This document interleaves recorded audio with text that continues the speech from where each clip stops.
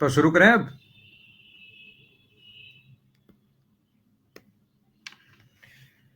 तो आज नए टॉपिक की हम लोग शुरुआत करते हैं और वो नया टॉपिक होगा अपने पास पहले पढ़ाते हैं। ये नाम वाम ऐसे आते रहते हैं, आप तो मैं जैसे पढ़ाते जाऊं वैसे पढ़ते जाना। ये नाम वाम जो आते रहते हैं ना, ये ऐसे आते रहते हैं।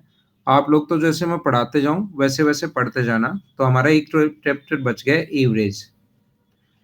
काफी सारे लोगों के कमेंट्स आए मेरे पास पर्सनल चैट पर कि सर एवरेज पहले करवाओ, तो मैं पहले ये करवा देता हूँ, फिर एलसीएम एचसीएफ ले लेंगे, ठीक है।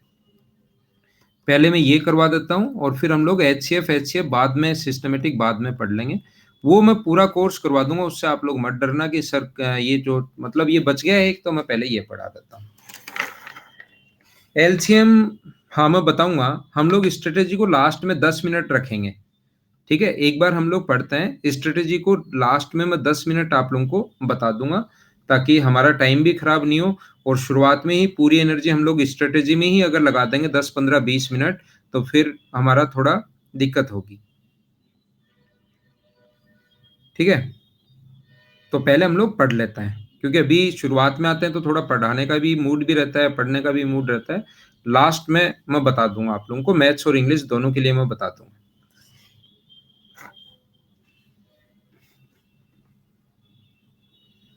तो एवरेज या हम लोग पढ़ रहे हैं औसत। औसत का जो मतलब होता है, औसत का जो सही मतलब होता है वो होता है कि सभी को बराबर बराबर। औसत का जो मतलब होगा, एवरेज का जो मतलब होता है वो होता है सभी को बराबर बराबर। एवरेज का जो मतलब होता है, इसका मतलब होता है सभी को बराबर बराबर। मान लो एक क्लास में एक स्टूडेंट की एज है 10, 10, एक का वेट है 10 kg, एक का वेट है 15 kg और एक का वेट है 20 kg। ये भी एक तरीका होता है। और ये जब हम लोग डीआई पढ़ते हैं तो डीआई में एक काटने वाला मेथड होता है जो मैं यहाँ भी बताऊंगा। डीआई में एक एवरेज का काटने वाला तरीका होता है कि उसको हम लोग इतना मान लेते हैं और सभी को वही बनाने की कोशिश करते हैं, तो डीआई में काम में लेता है। तो एवरेज का मतलब एक तो फॉर्मूला तो आप लोगों को याद हो गई, मैं हर पॉइंट छोटे से छोटा बताऊंगा। औसत का जो फॉर्मूला होता है वो होता है राशियों का योग बटे राशियों की संख्या। राशियों का जो योग बटे राशियों की संख्या।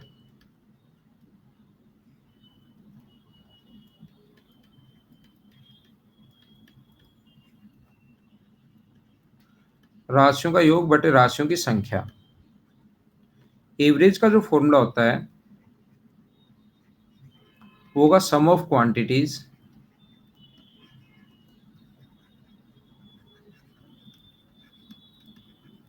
Upon number of quantities.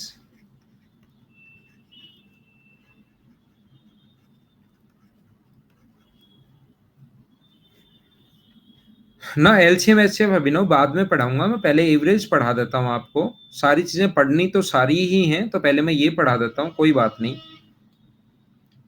अब अपने पास 10 15 और 20 अगर है, शुरुआत कर रहा हूँ छोटी छोटी चीजों से, एकदम छोटी। हाँ लास्ट में बताएंगे, मैंने बताया ना वो लास्ट में बताएंगे, सब बताऊंगा मैं आपको।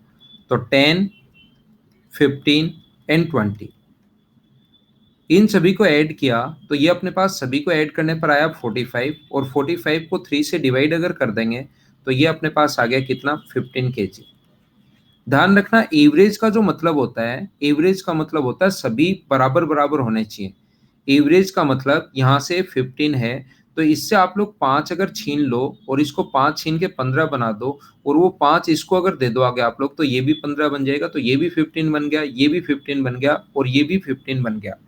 एवरेज का मतलब सभी बराबर बराबर। मान लो एक का वेट है 10, एक का वेट है 15 kg और एक का वेट है मान लो 23 kg। समझने की कोशिश करना।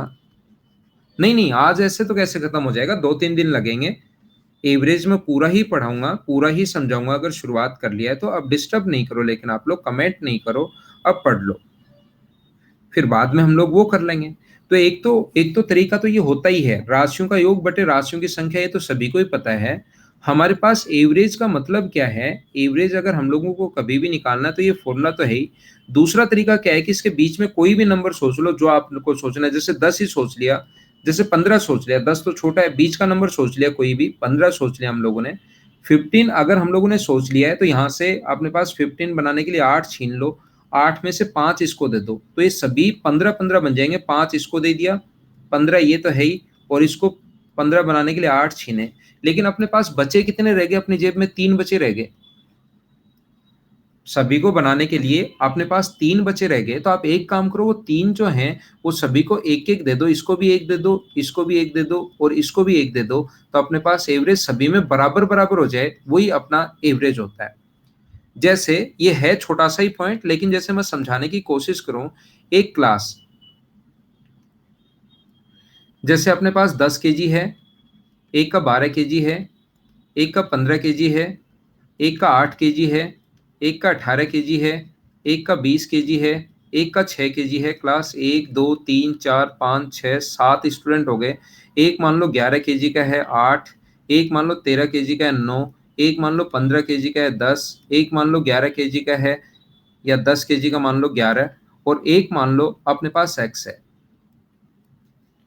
एक मान लो एक्स है और ये कहेगा कि एक क्लास के 12 स्टूडेंट हैं जिनका एवरेज वेट 12 केजी है। एक क्लास में 12 स्टूडेंट हैं जिनका एवरेज वेट 12 केजी है, तो हम लोग क्या करेंगे?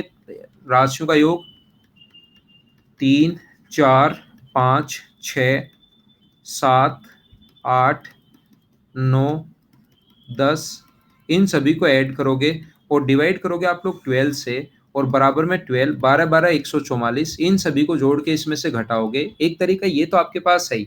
दूसरा तरीका एक काटने वाला मेथड होता है। काटने वाला मेथड कौन सा होता है कि इसमें हम लोग सभी को 12 बनाने की कोशिश करते हैं। ये तो 12 पहले से है, ये 12 इससे 3 छीन के 3 इसको दे दो, तो अपने पास 3 छीन के 2 इसको दे दो, तो अपने पास 1 बच जाएगा, वो बचा रहने दो। इससे अपने पास 6 छीन के इसको दे दो, तो अपने पास कितना बन गया? 1 बचा हुआ है। अभी 12 12 सारे बन रहे हैं। इससे 1 छीन के 1 इसको दे दो, अभी भी 12 12 बन रहे हैं और अपने पास 1 बचा हुआ है। छीनो और दो। इससे आप लोग एक काम करो, 15 छीन, 15 से 2 तो इसको दे दो, अपने पास 1 और बच गया, यानी अपनी जेब में 2 बचे हुए हैं अपने पास। इससे आप लोग कितने छीन लो? 8, 8 में से 4 इसको दे दिया, 12 बन जाएगा, तो अपने पास 4 और बचा हुआ है। तो 4 और 2 6 और 1 7 तो अपनी जेब में है, तो 7 किसको दूं? तो इसका मान क्या 5 होना चाहिए क्या? तो यही अपना आंसर है। क्या सभी लोग समझ पाए हो क्या? अपने पास यहाँ पर काटने वाला जो मेथड होता है कि सभी को हम लोग क्या करते हैं? 12 बनाने की कोशिश करते हैं। ये बात आप लोग ध्यान रखना, इस चीज को हम लोग 12 बनाने की कोशिश करते हैं सभी को। अपना ये जब भी हो ना,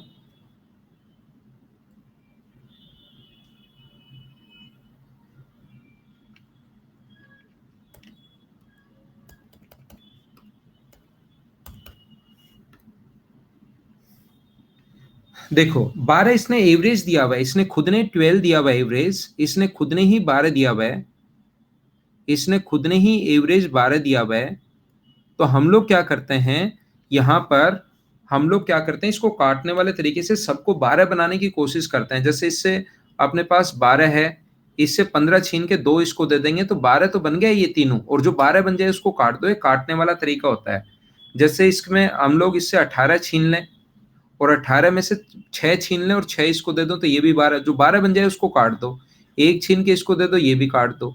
तो जो 12 बन जाए उसको काटते रहो और जो बचे वो अपने पास मिला लो।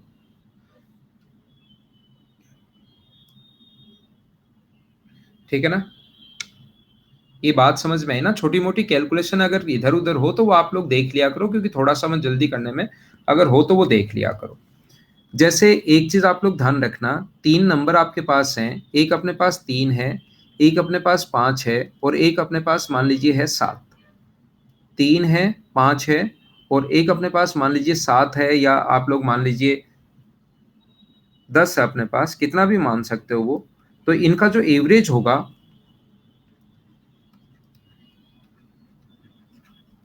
इनका जो एवरेज होगा अपने पास, वो अपने पास एवरेज जो होता है ना इनका, तो एवरेज चीज ध्यान रखना, इनका जो एवरेज होगा वो अपने पास होगा 6, वो आप लोग निकाल लोगे।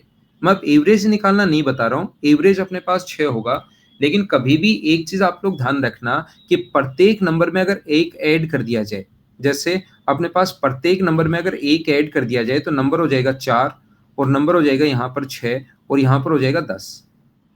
यहाँ पर अपने पास 4, यहाँ पर 10, और यहाँ पर 11। तो जब इन सभी को ऐड करोगे और उनका एवरेज जब निकालोगे 21/3, तो एवरेज कितना आ गया अपने पास 7। तो मुझे बताइए क्या एवरेज भी एक बढ़ गया है क्या? तो पहला सबसे पहला जो रूल है एवरेज का, अगर प्रत्येक नंबर को, ये चीज आप लोग ध्यान रखना कि प्रत्येक नंबर को, आसान आसान बिल्कुल छोटी छोटी चीजें हैं, प्रत्येक नंबर में अगर कुछ ऐड किया जाए तो वो एवरेज में भी वही ऐड हो जाता है। दूसरा जो पॉइंट है, अगर प्रत्येक नंबर में से कुछ माइनस किया जाए, मान लो ये नंबर था अपने पास 3, 5 और 10, प्रत्येक नंबर में से आप दो दो माइनस कर दो, एक काम करो दो दो माइनस कर दो, तो ये बन जाएगा 1, ये बन जाएगा 3 और ये बन जाएगा 8। और जब इनका एवरेज तो 6 है और इनका जब एवरेज निकालोगे आप लोग 12/3, तो ये आ जाएगा 4। तो क्या एवरेज भी अपने पास 2 घट गया क्या? तो ध्यान रखना प्रत्येक नंबर में, अगर ईच नंबर में, प्रत्येक नंबर में अगर कोई भी हम लोग, या आप एक काम करो प्रत्येक नंबर को गुना कर दो 2 से, मल्टीप्लाई कर दो। ये नंबर था अपने पास 3, 5 और 10, आप प्रत्येक नंबर को इंटू कर दीजिए 2 से। तो 2 से इंटू करोगे तो ये बन जाएगा 6, 10 और 20। इनका एवरेज अपने पास 6 था, तो इनका जब एवरेज आप लोग ऐड करोगे अपने पास 36/2 का मतलब हो गया 12। तो नया जो एवरेज आएगा उसको भी नंबर गुना किससे करना पड़ेगा? 2 से। और ऐसे ही प्रत्येक नंबर को अगर आप लोग भाग दे देते हो, मान लो किसी भी नंबर को 3 से या 2 से भाग दे देते हो, तो फिर एवरेज में भी भाग किसका लग जाएगा? 2 से डिवाइड कर देना, तो नया नंबर एवरेज कितना आ जाएगा? 3। तो सबसे पहले मैं आप लोगों को ये बताना चाह रहा हूँ, छोटा सा पॉइंट है, लेकिन सबसे पहले मैं आपको ये समझाना चाह रहा हूँ, ये चीज आप लोग ध्यान रखना कि जो मैथमेटिकल ऑपरेशन होता है अपने पास, मैथमेटिकल जो ऑपरेशन होंगे कौन कौन से होते हैं? 4 होते हैं, प्लस, माइनस, इनटू और डिवाइड। अगर हम लोग प्रत्येक नंबर के साथ अगर कोई भी मैथमेटिकल ऑपरेशन लगाते हैं, प्रत्येक नंबर के साथ लगाना है, ये चीज ध्यान रखना। तो वो इसका मतलब एवरेज में भी उतना ही चेंज हो जाएगा, एवरेज में भी सेम चेंज होगा। प्लस है तो प्लस, माइनस है तो माइनस, ऐड जो भी आपने को करना है, इंटू है तो इंटू, डिवाइड है तो डिवाइड, ये चीज आप लोग ध्यान रखना। रेशियो में सिर्फ दो ही लगते हैं, इंटू और डिवाइड, प्लस और माइनस अपने पास नहीं हो सकता। ये माइनस है ना, ये दोनों लगते हैं रेशियो में, ये वाले दोनों नहीं लगते। यहाँ पर मैं क्या समझा रहा था आपको, एक चीज इससे उल्टा याद रखना, क्योंकि ये चीज तो है, ये तो सिंपल है, इसे याद उल्टा रखना है। अगर वो कभी भी बोले कि एवरेज जो है वो 2 बढ़ गया, +2 हो गया, एवरेज अगर 2 बढ़ गया, तो आप लोगों को चीज ध्यान रखनी है, आपको याद रखना है कि प्रत्येक नंबर 2 बढ़ा होगा, आप तो उल्टा लगा देना, प्रत्येक नंबर 2 इंक्रीज हुआ है। अगर एवरेज में कभी भी चेंज बोले तो आप लोग ये मान लेना कि प्रत्येक नंबर जो है वो 2 इंक्रीज हुआ है, ये चीज आप लोग प्रत्येक नंबर में सोच लेना। जो भी एवरेज में चेंज हो वो हो सकता है एक ही नंबर में चेंज हो जाए, जैसे एवरेज 2 बढ़ गया, तो एवरेज 2 बढ़ने पर 6 बढ़ेगा, तो हो सकता है वो एक ही नंबर में 6 बढ़ जाए। लेकिन आप तो क्या करना, प्रत्येक नंबर को दो दो बढ़ा देना, और टोटल दो दो बढ़ाओगे तो टोटल इंक्रीज हुआ है 6। ये बात आप लोग ध्यान रखना, इतनी चीज याद रखना आप लोग, ठीक है? कुछ फॉर्मूले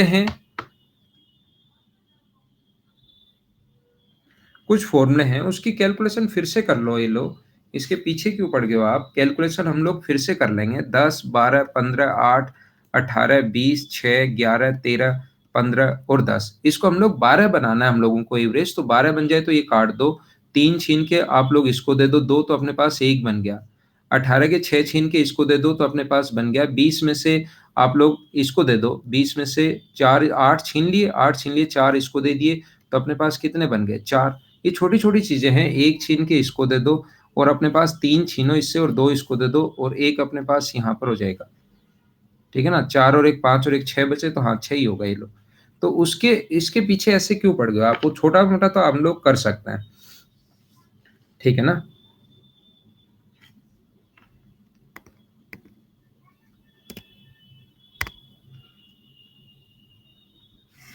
देखिए यहाँ पर अपने पास ये जो है, कभी भी एवरेज में एक चीज ध्यान रखना, कुछ छोटे छोटे फॉर्मूले आप लोगों को पता होने चाहिए। एक तो ये चीज ध्यान रखना, कोई भी नंबर में जैसे 2 है और बराबर जोड़ दिया 4, 2 में और जोड़ दिया तो 6, और जोड़ दिया तो अपने पास 8।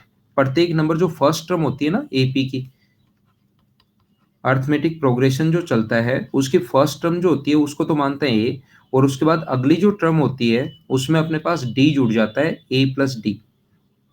अगली जो टर्म होगी उसमें एक और जुड़ जाएगा और अपने पास कितना होगा a प्लस 2d। अगर अपने पास फोर्थ टर्म अगर हो तो अपने पास एक और जुड़ जाएगा और ये होगा a प्लस 3d। एक और जुड़ जाएगा इसमें और ये कितना होगा अपने पास a plus 4d।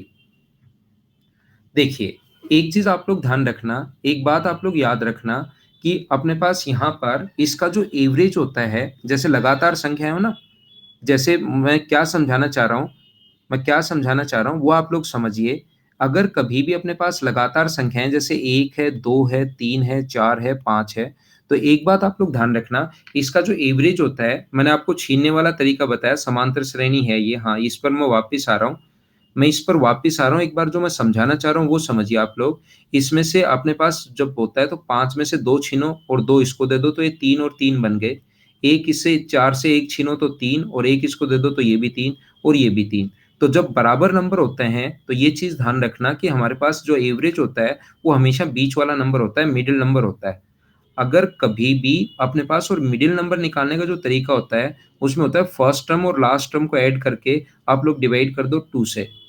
First term और लास्ट टर्म निकालकर डिवाइड कर दो आप लोग टू से, तो एवरेज आ जाएगा जैसे फर्स्ट प्लस फाइव, तो मिडिल नंबर आ जाएगा और मिडिल नंबर को आप लोग करोगे क्या, गुना कर दोगे अगर एन से, ये तो एवरेज आ गया। और एवरेज को अगर नंबर एन से गुना कर दोगे, क्योंकि एवरेज का फॉर्मूला होता है सम upon number, total quantity upon number, तो सम निकालना है तो गुना कर दोगे एन से। तो जब भी आपको सम निकालना है तो सम का फॉर्मूला होता है फर्स्ट टर्म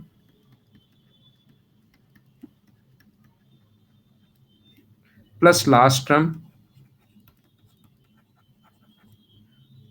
इनटू कर देते हैं हम लोग एन बाई टू से। ये अपने पास फॉर्मूला होता है। एन यहाँ पर नंबर ऑफ टर्म है, किसी को भी अगर आप लोग जब भी अपने पास ऐसा कभी भी क्वेश्चन आए तो अपने पास first term plus last term into n by two, ये अपने पास फॉर्मूला होता है सम करने का। अगर डिफरेंस कभी भी सेम चले तो डिफरेंस अगर कभी सेम चले तो उसका फॉर्मूला ये होता है। तो मुझे ये बताइए सबसे पहले आप लोग, जैसे फर्स्ट टर्म में इसमें मैं इसको बोलते हैं हम लोग एपी अर्थमेटिक प्रोग्रेशन, समांतर श्रेणी बोलते हैं। मुझे आप लोग ये बताइए सारे लोग मिलकर, अगर ये एपी है, एपी अगर है तो एक चीज आप लोग ध्यान रखना कि अपने पास फर्स्ट टर्म में डी का कोई मान नहीं होता। सेकंड टर्म में डी कितनी बार आया है, एक बार। थर्ड टर्म में जो डी आया है वो कितनी बार आया है, दो बार। फोर्थ टर्म में जो डी आया है वो कितनी बार आया है, तीन बार। फिफ्थ टर्म में डी कितनी बार आया है, चार बार। क्या डी हमेशा एक बार कम आता है क्या, जोन सी टर्म होती है तो क्या डी हमेशा एक बार कम आता है क्या। तो ध्यान रखना, अगर nth टर्म आपको निकालनी है तो इसके nth टर्म का जो फॉर्मूला होता है वो अपने पास होता है a plus n minus one into d. A plus one into n minus one into d. आप लोग मुझे बताइए ये nth टर्म यहाँ ऐसे आई कैसे, ये तो क्या सभी लोग समझ पाए हो क्या, nth टर्म आई कैसे, क्या ये सभी लोग आप लोग समझ पाए हो क्या। तो इस चीज को आप लोग ध्यान रखना कि कभी भी अगर अपने पास nth टर्म निकालनी है तो d यहाँ डिफरेंस है, a यहाँ फर्स्ट टर्म है और d इनके बीच अंतर है। जैसे दो का है तो ये दो का, d इनके बीच डिफरेंस है, अंतर है, ध्यान रखना। d इनके बीच अंतर है और d जोन सी टर्म होती है, जैसे सेकंड टर्म है तो d एक बार आएगा, थर्ड टर्म अगर है तो d दो बार आएगा, फोर्थ टर्म अगर है तो d तीन बार आएगा, फिफ्थ टर्म अगर है तो d चार बार आएगा। d हमेशा एक बार कम आता है, ये चीज आप लोग ध्यान रखना। जीपी बाद में पढ़ाएंगे, आएगी जीपी में पढ़ाऊंगा, लेकिन वो नंबर सिस्टम के साथ पढ़ाऊंगा। ये तो थोड़ा सा मैं वैसे ही बता रहा हूँ क्योंकि ये इसमें काम आता है, इसलिए मैं थोड़ा सा बता रहा हूँ, एवरेज लेने के लिए काम आता है। तो मैं आप लोगों को ये बता रहा था, यहाँ पर ये चीज समझने की कोशिश करना आप लोग, ये चीज देखना। यहाँ पर a प्लस, अगर सम ऑफ एन टर्म आप लोगों को ऐड करना है तो ऐड का फॉर्मूला होता है एस एन, अगर लिखा है तो एन का मतलब होता है एन टर्म, इसका मतलब होता है फर्स्ट टर्म। तो फर्स्ट टर्म कितनी है यहाँ पर, फर्स्ट टर्म आया कैसे, सम का फॉर्मूला वो भी मैं बता रहा हूँ। ये अपने पास a है प्लस अपने पास फर्स्ट टर्म प्लस a जो है, ए लास्ट टर्म जो होगी, लास्ट टर्म अगर एनवा पद है तो लास्ट टर्म एन होगा, और लास्ट टर्म का मतलब यहाँ पर होगा a plus n minus one into d, a plus n minus one into d. और इंटू करते हैं, इस फॉर्मूले में रख रहा हूँ, इंटू करते हैं एन बाई टू से। तो यहां से अपने पास ये होगा two a plus n minus one into d into n by two, ये अपने पास इनके सम का फॉर्मूला होता है। ये चीज आप लोग ध्यान रखना, इनका अगर कभी भी nth टर्म का सम अगर निकालना है, जोड़ना अगर है कभी भी, तो उसका फॉर्मूला अपने पास होता है 2a plus n minus one into d into n by two. कोई बात नहीं, नहीं समझ में आया परवीन, कोई बात नहीं, क्योंकि मैंने 2 बार समझाया आपको और फिर नहीं समझ में आया तो एक बार आप फिर वीडियो देख लेना। जरूरी नहीं कि साथ साथ ही समझ में आ जाए, क्योंकि मैंने तो आपको ये चीजें समझाने की कोशिश कर ही रहा हूँ, फिर भी अब नहीं आए तो क्या कर सकता हूँ। मैं तो सिर्फ एक बार बता ही सकता हूँ, मैं तो सिर्फ एक बार बता ही सकता हूँ कि ये अपने पास फर्स्ट टर्म है, यहाँ डी आया है एक बार, यहाँ डी आया है 2 बार, यहाँ डी आया है 3 बार, यहाँ डी आया है 4 बार। तो डी जो है वो एक बार कम आता है, जैसे 5वां पद है, जैसे मुझे 10वां पद अगर निकालना पड़े, तो 10वां पद अगर निकालना है तो उसमें डी 9 बार आएगा, ए प्लस 9 डी। और एग्जाम्पल से अगर समझना चाहो, जैसे अपने पास 3 है, 3 है, फिर उसके बाद मान लो 7 है, उसके बाद मान लो 11 है, उसके बाद मान लो 15 है। तो ये वैसे तो ये पहला पद है, ये दूसरा पद है, ये तीसरा पद है, ये चौथा पद है। ये पद तो चौथा है, लेकिन इस तक आने के लिए डी का मान सिर्फ 3 बार ही ऐड करना पड़ेगा। 4 यहाँ पर, 4 यहाँ पर, डी यहाँ पर डिफरेंस है। पेन थोड़ा और मोटा करूंगा तो फिर अजीब लगने लग जाएगा। तो डी यहाँ पर डिफरेंस है, ध्यान रखना। 3, 7, 11 और 15 अगर है, तो ये अपने पास डिफरेंस 3 बार ही आएगा। मैं इतना सही 2-2, 3-3 बार बता देता हूँ एक ही चीज, फिर भी आप लोग चलते चलते एन लिख देते हो। पेन पहले वाला ही ठीक है ना, ये तो ज्यादा अजीब हो गया, ज्यादा चीजें लिख भी नहीं पाएंगे, वो पहले वाला ही ठीक है। तो ये चीज आप लोग ध्यान रखना, डी यहाँ पर सिर्फ और सिर्फ 3 बार ऐड हुआ है, ये चीज आप लोग ध्यान दो। ये चीज डी 3 बार और पद चौथा है। तो अगर मैं 10वां पद निकालूं, 10वां, तो एन जो है अपने पास, एन का जो मान है वो अपने पास सिर्फ और सिर्फ 4 बार ही ऐड होगा। एन का जो मान है वो 9 बार ही ऐड होगा। तो पहला पद प्लस 4, 4, 4, 9 बार और ऐड होगा, तो 9 गुना 4 36। तो 10वां जो पद आएगा उसको सोल्व कर लो, वो आएगा 39। 20वां भी ऐसे ही निकाल सकते हो, जोन सा भी जो भी पद निकालना है उससे एक कम बार आता है डी। एनवा पद अगर निकालना है, अब nth टर्म अगर निकालनी है, तो a प्लस जो भी a है into n minus one into d, ये अपने पास ऐसे हम लोग लिखते हैं। ठीक है ना। तो ये चीज आप लोगों को पता होना चाहिए, इसको आप लोग ध्यान रखना, इसको आप लोग याद रखना।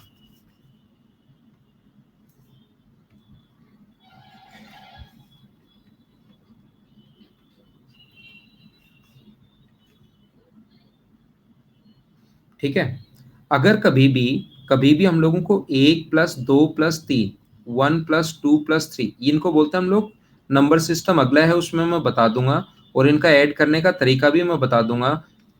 लेकिन आप लोग इस चीज को ध्यान रखना कि इनको ऐड अगर करना पड़े कभी भी, नेचुरल नंबर्स को अगर ऐड करना पड़े, तो नेचुरल नंबर्स के ऐड का फॉर्मूला, पहला फॉर्मूला, ये फर्स्ट फॉर्मूला जो होता है वो होता है n into n plus one by two. ये सम का जो फॉर्मूला होता है, sum of consecutive natural numbers, sum of consecutive natural numbers का जो फॉर्मूला होता है वो अपने पास होता है n into n plus one by two. और ऐसे ही अपने पास इनका अगर एवरेज कभी निकालना पड़े, इनका कभी एवरेज निकालना पड़े, तो एवरेज के लिए एन का हम लोग भाग दे देते हैं, और ये हो जाता है n plus one by two. अगर कभी भी नेचुरल नंबर्स का आप लोगों को ऐसे निकालना है, अगर कभी भी 1 का स्क्वायर प्लस 2 का स्क्वायर प्लस 3 का स्क्वायर, 1 का स्क्वायर प्लस 2 का स्क्वायर प्लस 3 का स्क्वायर, इनको अगर कभी भी 3 का स्क्वायर प्लस 4 का स्क्वायर प्लस 5 का स्क्वायर प्लस 6 का स्क्वायर, इनको अगर कभी भी आप लोगों को फाइंड आउट करना है, तो इनका जो फॉर्मूला होगा अपने पास वो होता है एन इंटू, ये फॉर्मूला आप लोगों को कम से कम पता होने चाहिए, n into n plus one into 2n+1 by 6। ये अपने पास जो फॉर्मूला होंगे n into n plus one into 2n+1 by 6, मैं याद है, अच्छी बात है। और मैं एक बार लेकिन फिर भी आप लोगों को रिपीट करवा देता हूँ, ताकि अभी क्वेश्चन करो तो उसमें ये चीज़ें आप लोग समझ पाओ। और एवरेज का जो फॉर्मूला होता है वो अपने पास होता है, एवरेज का जो फॉर्मूला होता है वो एन अपने पास हट जाएगा, एन यहाँ से हट जाएगा, और वो होता है n plus one into 2n+1 by 6। ये अपने पास होगा, ये अपने पास फॉर्मूला होगा किसका, n into n plus one, और ये अपना आंसर होगा। अगर कभी भी हम लोगों को ये नंबर देते जाता हूं मैं, एक नंबर, ये अपने पास है दो नंबर, ये अपने पास है तीन नंबर, और ये अपने पास है चार नंबर। तपेंद्र ये थोड़ा सा बड़ा है और इसके लिए एन हट जाता है, फिर भी आप लोग चाहोगे तो मैं फॉर्मूले बना दूंगा। फिर भी अगर आप लोग चाहोगे तो मैं क्या करूंगा, फॉर्मूले बनाकर, ये क्योंकि थोड़े से बड़े हैं तो फॉर्मूले बनाकर जो अपना टेलीग्राम का ग्रुप है उस पर मैं अभी डाल दूंगा। अभी ये फॉर्मूले बनाकर अभी पूरा का पूरा और टेलीग्राम के ग्रुप पर मैं आप लोगों के लिए डाल दूंगा, ठीक है ना, थोड़ी देर में ही, अभी क्लास खत्म होने के बाद, क्योंकि उसमें टाइम लगाने का कोई मतलब है नहीं वैसे। पवन मैथ्स के नाम से है तो मैं उस पर डाल देता हूँ। एन हट क्यों जाता है, क्योंकि एवरेज के लिए राशियों का योग का भाग देते हैं तो एन से एन हट जाता है और ये अपने पास फॉर्मूला बन जाता है। देखिए ये चार नंबर फॉर्मूला था, तो पांच नंबर जो अपने पास होगा, फॉर्मूला नंबर पांच, वो अपने पास होता है अगर एक का क्यूब, उस पर डीपी जो लगी हुई है ना, only for on academy students, Pawan maths के नाम से एक डीपी लगी हुई है, only for on academy students. एक का क्यूब प्लस दो का क्यूब प्लस तीन का क्यूब प्लस चार का क्यूब प्लस पाँच का क्यूब प्लस छः का क्यूब प्लस सात का क्यूब। ऐसे अपने पास अगर ऐड करना पड़े अगर इसको कभी भी, तो अपने पास इसका फॉर्मूला होता है n into n plus one by two, और इसका स्क्वायर होता है, ध्यान रखना, n into n plus one by two, n into n plus one by two का स्क्वायर। अपने पास यहाँ पर ये जैसे अपने पास है, एक का क्यूब कितना होगा एक, और दो का क्यूब कितना होगा आठ, तो इसको हम लोगों ने जोड़ लिया तो कितना आ गया नौ। तो एन अपने पास होगा, एन कितना, दो और आठ आ गया, तो एन अपने पास यहाँ पर कितना लिखोगे, दो गुना तीन का स्क्वायर, और डिवाइड कर देंगे हम लोग किससे, दो से, तो तीन गुना दो छत्तीस, छत्तीस में अगर दो का भाग दोगे तो अपना आंसर कितना आ जाएगा, नौ। ये अपना आंसर है ये। अच्छा ये ऐसे कर लेना, ये ऐसे ब्रैकेट थोड़ा सा बड़ा हो गया, सही था क्या, वो चार का भाग देना है ना, तो ब्रैकेट सही है, फिर सही तो है, उसका स्क्वायर सही है क्या, ब्रैकेट चार का भाग देना है ना। और अगर कभी भी हम लोगों को, सही है, फिर नीचे तक ही आएगा वो। अगर चार का भाग देना पड़े आप लोगों को कभी, इसका सॉरी इसका एवरेज अगर निकालना पड़े, एक का क्यूब प्लस दो का क्यूब प्लस तीन का क्यूब प्लस चार का क्यूब प्लस पाँच का क्यूब, ये चार कहाँ से आ जाता है लिखते लिखते, पाँच का अगली टर्म पहले ही आ जाती है, छः का क्यूब। अगर इसमें एन नंबर ऑफ टर्म्स होती हैं इसमें, अगर कभी भी इसका एवरेज अगर निकालना पड़े, सम नहीं करना है, सम नहीं कर रहे हैं, अगर इन संख्याओं का एवरेज अगर वो बोले, तो एवरेज का फॉर्मूला बताओ क्या होगा। तो एवरेज के लिए एक एन हट जाएगा और एक एन तो बाहर आ जाएगा, और अंदर बचेगा n plus one by two का whole square. N means number of terms है, एन मीन्स यहाँ पर नंबर ऑफ टर्म्स हैं, ये चीज आप लोग ध्यान रखना। एन का मान होता है जो अपने पास नंबर ऑफ टर्म्स, दो है तो दो, तीन है तो तीन, चार है तो चार, पांच है तो पांच, छह है तो छह, सात है तो सात, ऐसे इनके फॉर्मूले जिसका जरूरत होती है वो मैं बता देता हूँ। और फिर भी अगर आपको लगता है कि सर इसका बता दो, तो जिसका जरूरत नहीं होती वो मैं आप लोगों को बता दूंगा। पांच नंबर फॉर्मूला है, इनके सम का फॉर्मूला है, जो क्यूब होता है ना, एक का क्यूब दो का क्यूब, कंजिक्यूटिव जो नेचुरल नंबर्स हैं उनका जो क्यूब होता है उनके सम का फॉर्मूला है ये।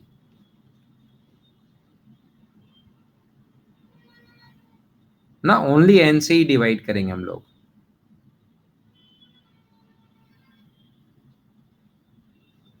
ठीक है ना। ये अपने पास घनों के योग का फॉर्मूला है, प्राकर संख्याओं के घनों का योग का।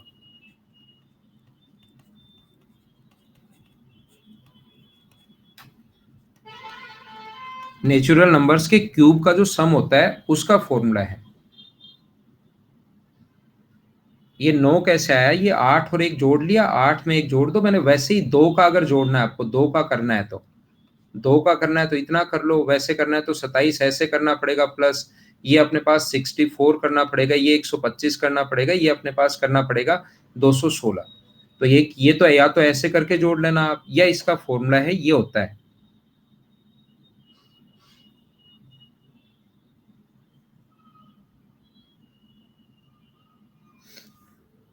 है इसमें दो स्क्वायर, क्या चीजें यार, क्या करते हो ऐसे, इतना भी कैसे हो सकता है, ये आसान चैप्टर है। N square into n plus one by two का होल स्क्वायर, ऐसे लिख सकते हैं ना हम लोग, एन स्क्वायर बाहर। तो नंबर ऑफ, अगर एवरेज निकालना तो एवरेज के फॉर्म के लिए एन का भाग दे देते हम लोग, एन का भाग दे देते तो एक एन से एक एन कट जाता है और ये अपने पास एवरेज का फॉर्मूला बन जाता है। आप पता नहीं कहाँ जी रहे हो। 7 नंबर जो फॉर्मूला अपने पास, 7 नंबर जो फॉर्मूला है, अगर कभी भी हम लोगों को सम संख्याओं के इवन नंबर्स का सम अगर निकालना है हम लोगों को, इवन नंबर्स का सम अगर निकालना है तो उसका फॉर्मूला होता है n into n plus one. और अगर कभी भी, ये मैं अगले पेज पर वापस लिखता हूं, इवन नंबर्स का सम, अगर कभी भी आप लोगों को फॉर्मूला नंबर 7, इवन नंबर्स का सम, सम संख्याओं का, इवन नंबर्स का सम अगर आपको कभी भी लिखना है तो इसका फॉर्मूला होता है n into n plus one. लेकिन एक चीज आप लोग ध्यान रखना कि यहाँ पर एन का मान, जितने पद होते हैं, नंबर ऑफ टर्म्स होती है, ये चीज आप लोग याद रखना बस। जैसे हाँ, conjugative natural numbers, conjugative even numbers का सम, एकदम सही है हरीश, आपने बिल्कुल सही पूछा है। तो एक चीज आप लोग याद रखना, अगर कभी भी 2 + 4 + 6, ऐसे अगर +8, ये अगर ऐड करना पड़े या 10 तक या आगे कहीं तक भी अगर ऐड करना पड़े, तो एन का मान यहाँ पर 4 होता है, ये चीज आप लोग ध्यान रखना। एन का मान 8 नहीं होता। पिछले क्वेश्चन में जो लास्ट टर्म ली है, ये सारे फॉर्मूले सिर्फ क्रमागत के लिए ही हैं। कंजिक्यूटिव का मतलब क्रमागत, लगातार, लगातार जो नंबर्स होते हैं उनको हम लोग बोलते हैं कंजिक्यूटिव नंबर्स। तो इनको अगर सम आप लोगों को करना है तो एन का मान 4 होगा यहाँ पर, ये चीज ध्यान रखना। और एक ऐड करोगे तो 5, तो आंसर कितना आ जाएगा, 20। और अगर कभी भी, क्यों का मतलब क्या है साकेत, क्यों लिख दिया आपने, क्यों किस चीज के लिए लिख दिया भाई, क्यों? ये तो फॉर्मूले हैं मेरे दोस्त, ये याद करने, ये आए कैसे वो चीज मैं बता देता हूँ। फोर इसलिए क्योंकि नंबर ऑफ टर्म्स हैं कितनी, इनको पद बोलते हैं। ये पहला पद है तो एक, ये दूसरा पद है तो दो, ये तीसरा पद है तो तीन, ये चौथा पद है तो चार। तो यहाँ पर 4 पद होंगे, इसलिए ये 4 आया।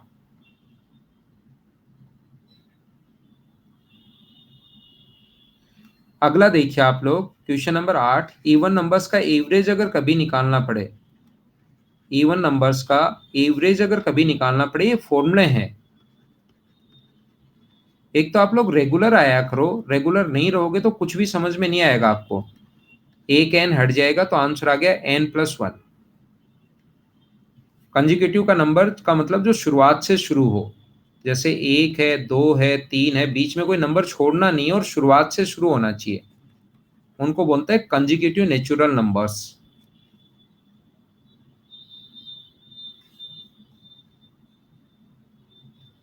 ये अपने पास 9 नंबर जो फॉर्मूला है, 9 नंबर फॉर्मूला है इवन नंबर्स का, नहीं ओड नंबर्स का कर लो, ओड नंबर्स का एक सम का फॉर्मूला है, ओड नंबर्स के सम का जो फॉर्मूला है वो होगा अपने पास एन का स्क्वायर। जैसे आपको 1 + 3 + 5 + 7 जोड़ना है +9, तो ध्यान रखना आप लोग यहाँ पर पद कितने होंगे अपने पास, 5। तो हम लोग क्या करेंगे, 5 का स्क्वायर हम लोग यहाँ पर कर देंगे तो आंसर कितना आ जाएगा, 25। ये अपना आंसर होगा। और 10 नंबर फॉर्मूला, अगर ओड नंबर्स का कंजिक्यूटिव है, ध्यान रखना, लगातार संख्याएं हैं, कंजिक्यूटिव प्राकर मतलब क्रमागत संख्याएं, ये चीज ध्यान रखना, का एवरेज अगर चाहिए आपको। अरे भाई, इसके लिए एन क्यों लिख रहे हो आप, अंकुर पटेल, एन क्यों लिख रहे हो, ये फॉर्मूला है एन स्क्वायर। ये यहाँ पर 5 पद नहीं है क्या, इनको जोड़ना पड़े तो या तो ऐसे जोड़ लो, या ये 5 पद नहीं है क्या। अरे मेरे भाई, ये 5 पद है ना, 1 2 3 4 और 5, तो एन का मान 5 रख दिया, और 5 का स्क्वायर अपने पास आ गया 25। और एवरेज अगर निकालना है तो एवरेज में सिर्फ एन होता है। अच्छा, ठीक है, समझ गया मैं। अच्छा, एवरेज बोल रहे हैं क्या, फिर ठीक है, मुझे लगा इसमें क्या आपने फॉर्मूला लगा दिया। सम संख्याओं के,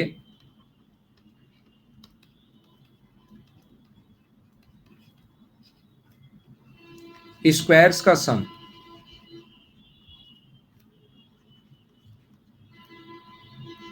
स्क्वायर्स का सम, संख्याओं के स्क्वायर का जो सम होता है, स्क्वायर्स का जो सम होता है उसका फॉर्मूला होता है n into n plus one into n plus two upon six. Sum का मतलब योग।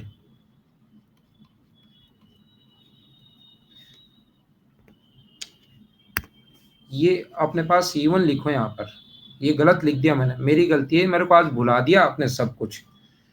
पता ही नहीं, छोटी छोटी चीजों में ही सम हिंदी में लिखो, इसको सब कुछ भुला दिया आज मेरे को।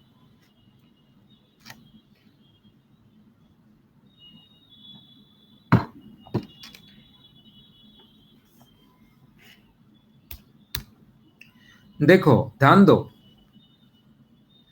सम ये होगा, यहाँ तो इवन ही होगा, मैं भी पता नहीं क्या लिख रहा हूँ। 12 नंबर और देखो, अगर ओड नंबर्स के,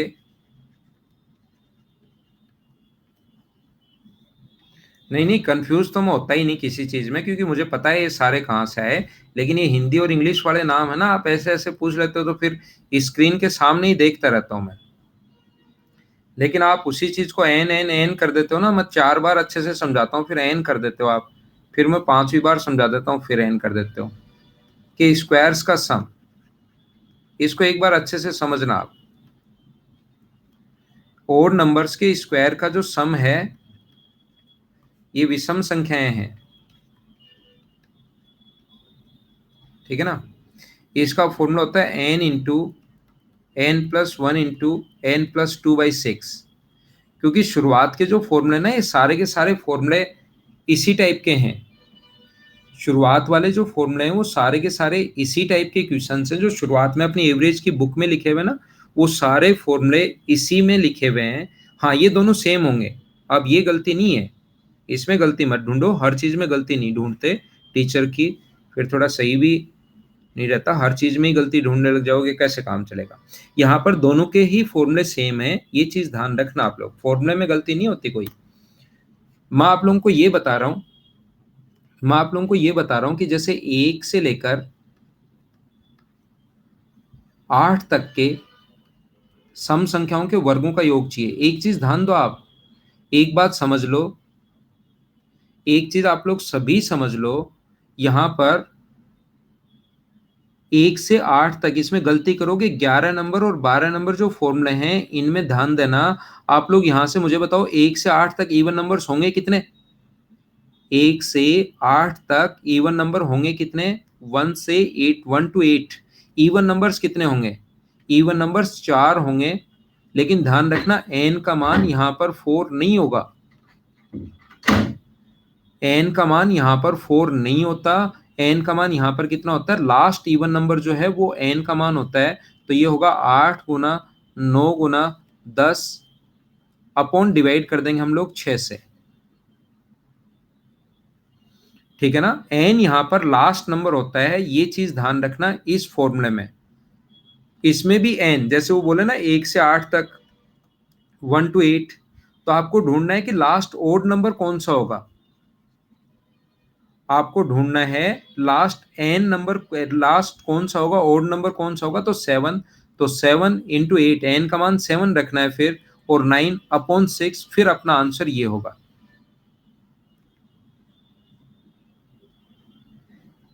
ठीक है ना। एन यहाँ पर लास्ट नंबर होता है, ये फॉर्मूला है मयंक श्रीधर, ये फॉर्मूला है। बाकी सभी में एन जो होता है वो सभी में एन, अपने पास एन का मतलब होता है नंबर ऑफ टर्म्स। इन सभी में 10 नंबर तक जो फॉर्मूले थे, बाकी कहीं भी जो फॉर्मूला आएगा उसमें एन का मान नंबर ऑफ टर्म्स होगा। इसको आप लोग कैपिटल एन से लिख लो, अगर कंफ्यूज हो रहे हो तो इसका मैं फॉर्मूला चेंज करके कैपिटल एन कर देता हूं ताकि अलग से याद रहे। एन, एन प्लस वन और एन प्लस टू डिवाइड करेंगे हम लोग किससे? 6 से। और यहाँ पर n लास्ट टर्म ये होती है, लास्ट नंबर होता है n, n प्लस वन और n प्लस टू, और डिवाइड किससे कर देंगे हम लोग? 6 से। ये बात आप लोग ध्यान रखना, इस चीज को आप लोग याद रखना।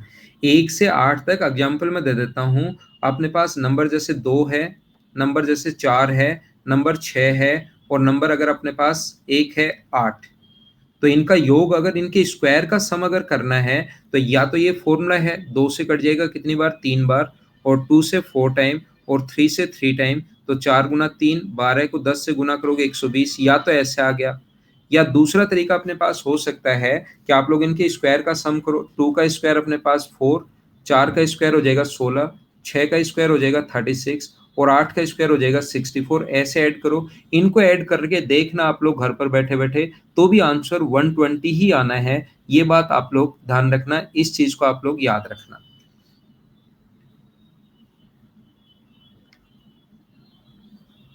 एवरेज में ध्यान रखना, एवरेज में अपने पास 4 का भाग देते हैं, number of terms small n का भाग देते हैं एवरेज अगर निकालना पड़े तो।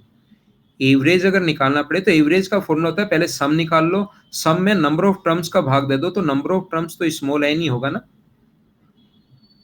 एवरेज अगर निकालना पड़े तो एक एन हटाना नहीं है अब की बार, क्योंकि एन से एन, कैपिटल एन अलग चीज है और स्मॉल एन अलग चीज है।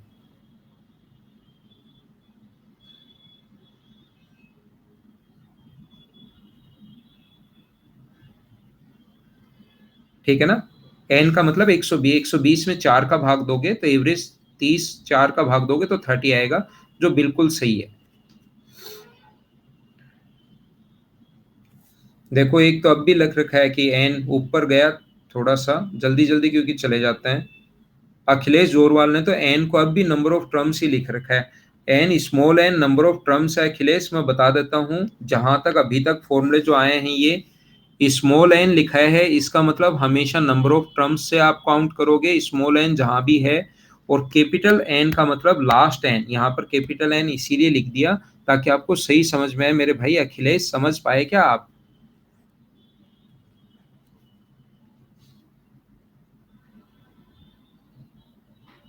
ठीक है। अब देखिए आप लोग एक चीज ध्यान रखना, लगातार संख्याएं मैं बता चुका हूं, अगर लगातार संख्याएं कभी भी आए, एक चीज और ध्यान दो। हाँ, एन लास्ट टर्म बिल्कुल सही है, कैपिटल एन का मतलब लास्ट टर्म। और लगातार संख्याएं अगर ऐसे हों, 1 + 2 + 3 + 4, अगर कंजिक्यूटिव नेचुरल नंबर्स अगर कभी हों, 5 + 6 + 7, आज आपने छोटे छोटे क्वेश्चंस ऐसे पूछ लिए बिना मतलब वाले कि आज की क्लास थोड़ी सी मतलब मजेदार हुई ही नहीं। नहीं, एवरेज की क्लास बहुत, फर्स्ट क्लास बहुत अच्छी होती है, लेकिन ये फॉर्मूले में ही आप लोग ऐसे ऐसे क्वेश्चन पूछ लेते हो, इतने कमेंट करते हो। तो एन का मान जब ऐसे हो तो एन यहाँ पर 10 है, 1 2 3 4, फिर ये मत बोलना कि सर एन तो आप कह रहे थे नंबर ऑफ टर्म्स और यहाँ एन तो कैपिटल एन आ रहा है। यहाँ लगातार संख्याएं हो तो लास्ट एन जो होगा वही उतनी ही टर्म्स होंगी, ये चीज आप लोग ध्यान रखना। ठीक है ना।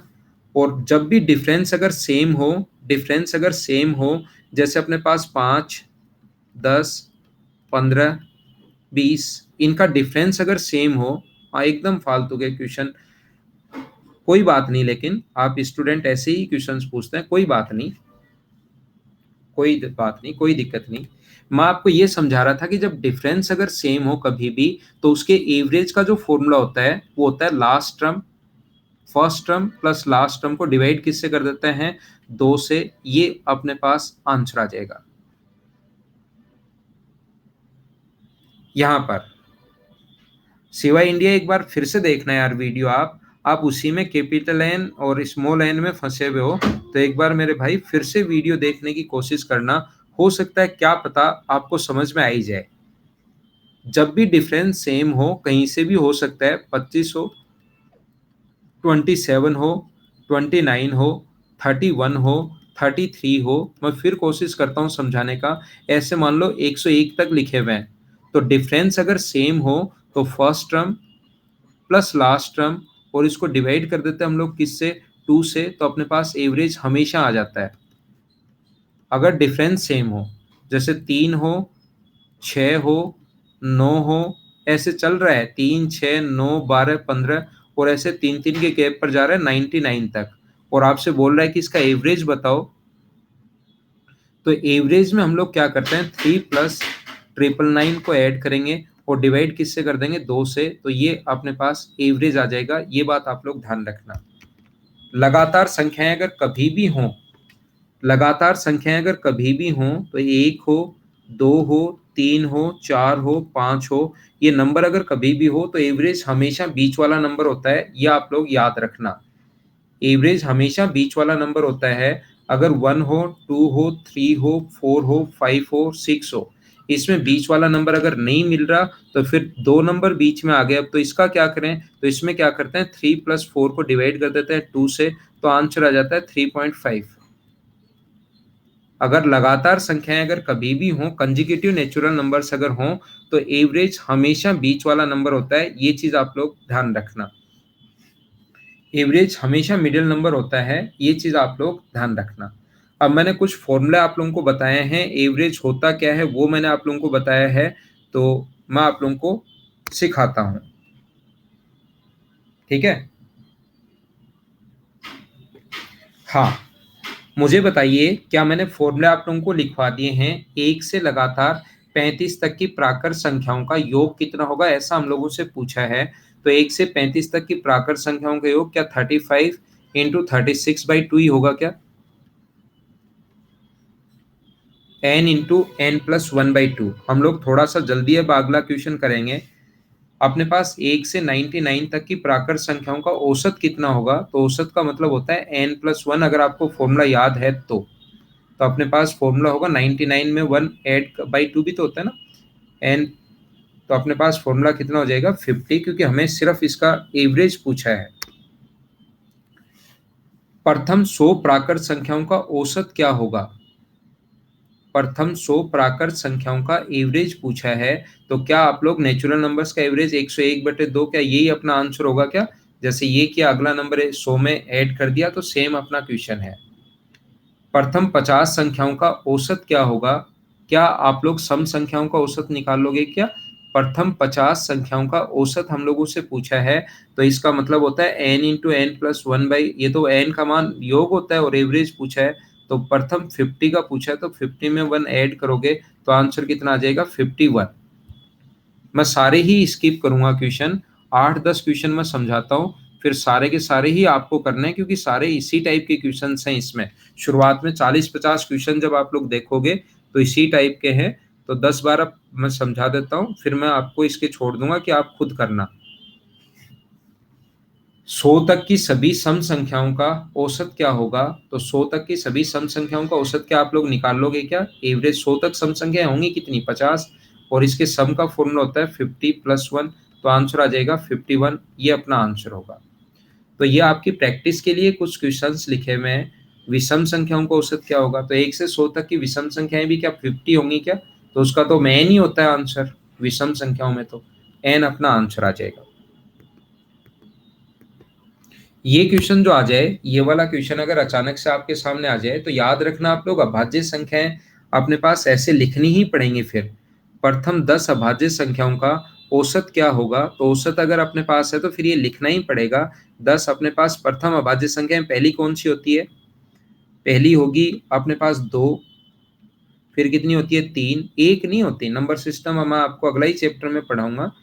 एक ना तो अपने पास प्राइम नंबर है और ना ही अपने पास कंपोजिट नंबर है। 2 है, 3 है, 5 है, 7 है, 11 है, 13 है, 17 है, 19 है, 23 है, कितनी हो गई अपने पास 4, और 4 8, और एक 9 हो गई क्या, और अगली कौन सी है 29।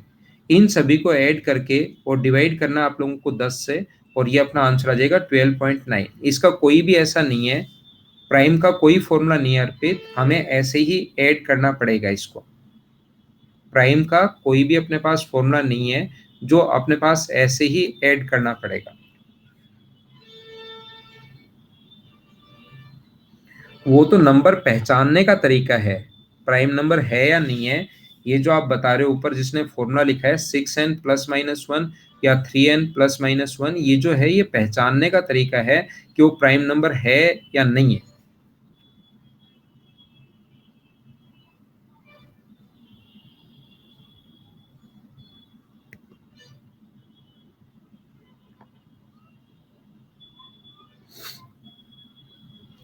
अगला कीजिए आप लोग।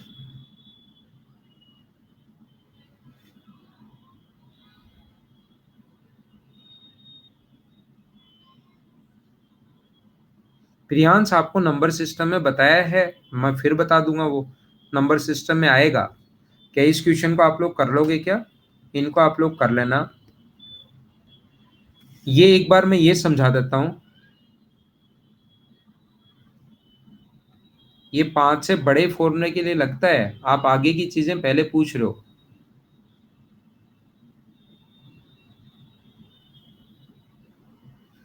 आगे की चीजें पूछ रहे हो,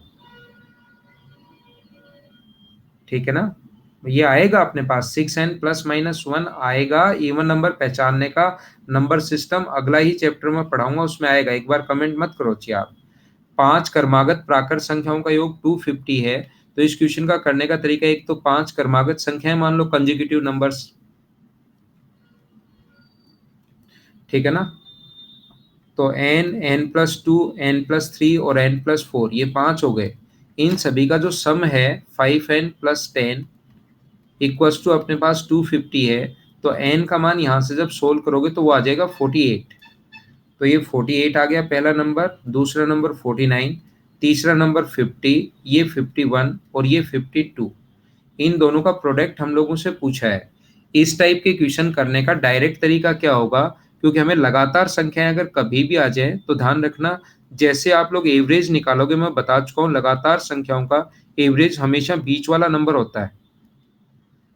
ये नंबर हमेशा बीच वाला होता है। अब जितनी लिखनी चाहो तो एक तो आगे लिख देना और एक पीछे लिख देना, इससे और लिखनी चाहो तो 52 और 48 और लिखनी चाहो तो और लिख दो, और ऐसे ही लिखते चलो। इन दोनों का प्रोडक्ट अगर कभी भी पूछे तो 50 का स्क्वायर हम लोग करेंगे, और उसमें से ये, क्योंकि अपने पास ये ऐड इनटू करने का तरीका तो आपको पता है ना, ये +2 है और ये -2 है, तो 2 का स्क्वायर 4 हम लोग माइनस कर देते हैं। तो 2500 -4 करोगे तो आंसर होगा 2496। बाकी इंटू करने के वैसे भी कर सकते हो, लेकिन 48 को इंटू करना पड़े कभी भी अगर आपको 52 से, तो इसके बीच में नंबर 50 है, ये इधर +2 है और ये इधर -2 है।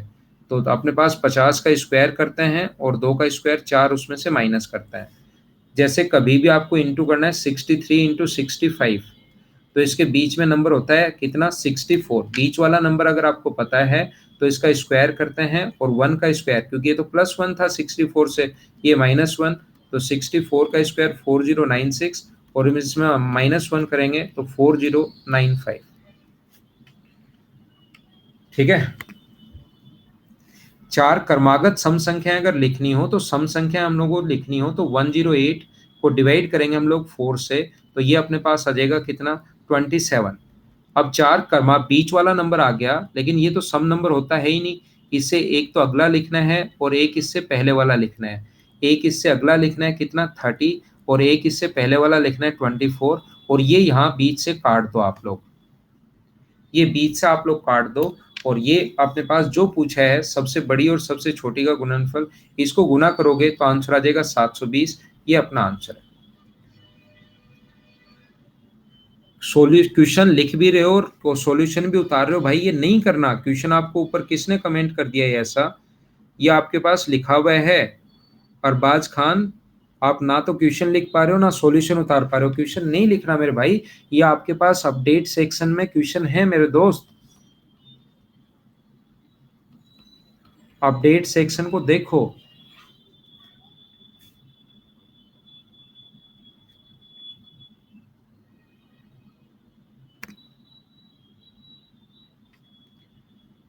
ये सेम क्वेश्चन है, क्या आप लोग खुद कर पाओगे क्या?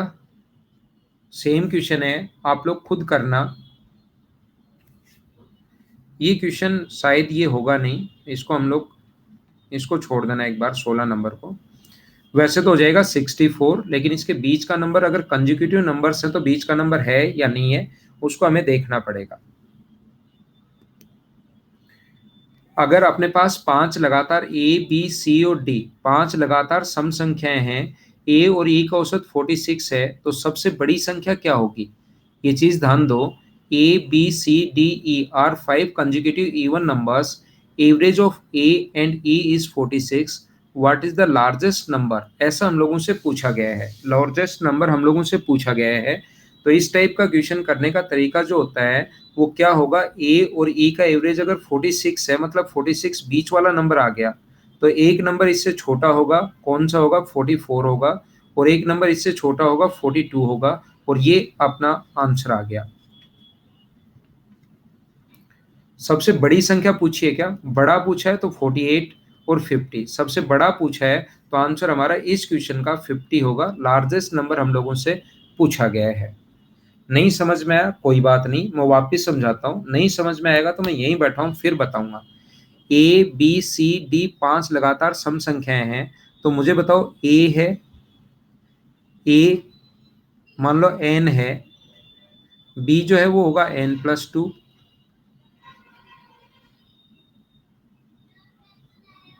यहाँ पर n+4 है, और डी नंबर है n+6, और ई नंबर है मान लो n+8।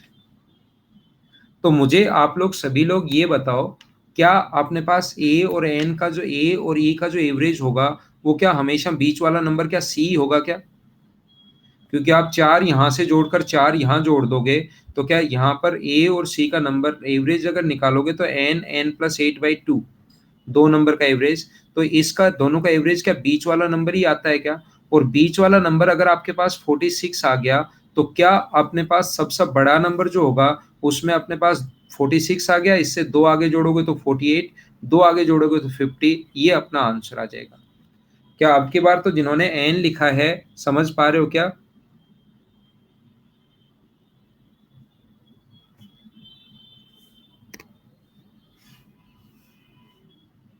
चार क्रमागत संख्याओं का औसत 15 है, औसत ही 15 अगर दे दिया सम संख्याओं का, तो एक अगला नंबर लिखो। सम संख्याएं लिखनी है, ये बीच का नंबर होता है, एक अगला नंबर लिखो और एक पिछला नंबर लिखो, और जो बीच वाला है उसको आप लोग काट दो। दूसरा नंबर पूछा है द सेकंड लार्जेस्ट नंबर, तो क्या आंसर 16 होगा क्या?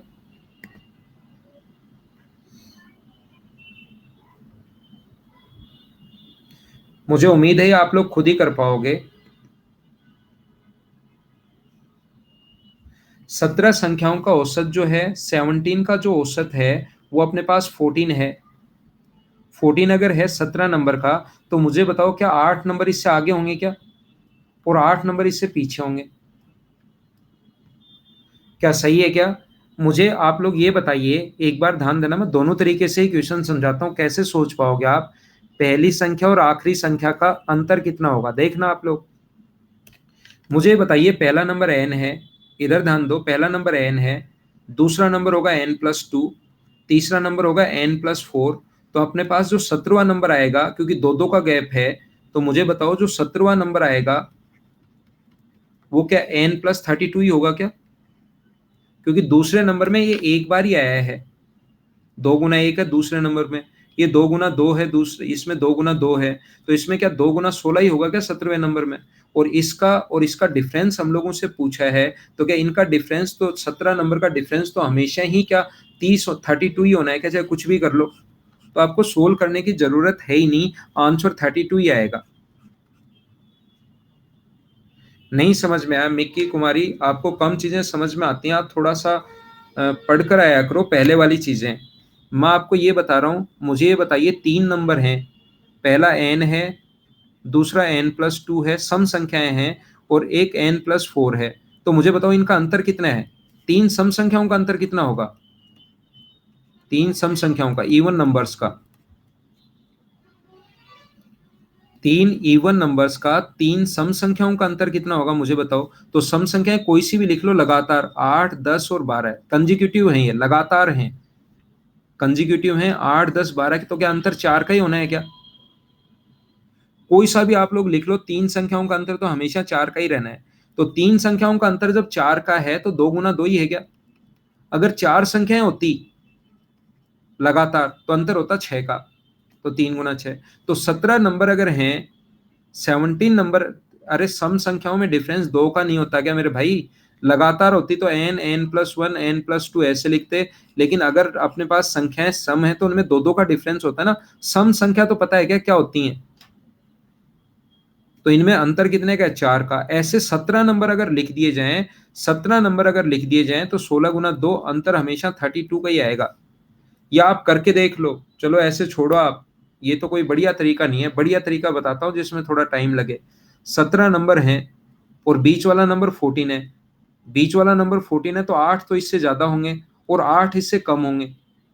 तो 8 सम संख्याएं अगर होंगी तो प्रत्येक नंबर में दो दो का गैप होता है, तो 8 गुना 2 16, इसका मतलब कि 32 होगा क्या? और इधर जाने के लिए 16 माइनस करना पड़ेगा, इसका मतलब कि ये नंबर -2 होगा क्या? क्या आप लोग समझ पा रहे हो क्या? 16 ये 30 होगा, सॉरी 30, 16 ऐड करोगे 14 में 16 ऐड करोगे तो 30 होगा। तो 30 में अगर आप लोग माइनस कर दोगे -2, तो 30 में माइनस माइनस प्लस हो जाएगा, तो अपने पास अंतर कितने का हो जाएगा? 32। 7 लगातार सम संख्याओं का औसत 44 है, पहली और आखिरी संख्या का अंतर बताओ। तो 7 संख्याएं तो अंतर 6 गुना 2, क्या आंसर 12 होगा क्या? देखते ही अब भी अगर नहीं आया तो फिर ऐसा क्वेश्चन देखते ही, जब भी इस टाइप का क्वेश्चन आए उसको देखते ही छोड़ दो, आपका टाइम बचेगा। हमें वहां टाइम भी तो बचाना होता है ना, सारा ही टाइम लगा देंगे तो काम कैसे चलेगा? तो एक तरीका होता है हमारा टाइम बचाने का, कि टाइम सेव कैसे करें हम लोग। तो इस टाइप के क्वेश्चन में फिर ऐसा अब भी अगर समझ में नहीं आया है, तो टाइम सेव करने का तरीका होता है कि बिना पढ़े ही इस क्वेश्चन को हम लोग छोड़ देते हैं और आगे बढ़ जाता है। ये सबसे बेस्ट तरीका है। 116 लगातार संख्या सम संख्याओं का औसत 201 है, तो पहली संख्या और आखिरी संख्या का योग क्या होगा? तो पहली संख्या और आखिरी संख्या का योग निकालने के लिए या तो पूरा सोल्व करो या 2 से गुना कर दो, तो आंसर आ जाएगा 402। ये अपना आंसर है। क्या समझ पाए क्या?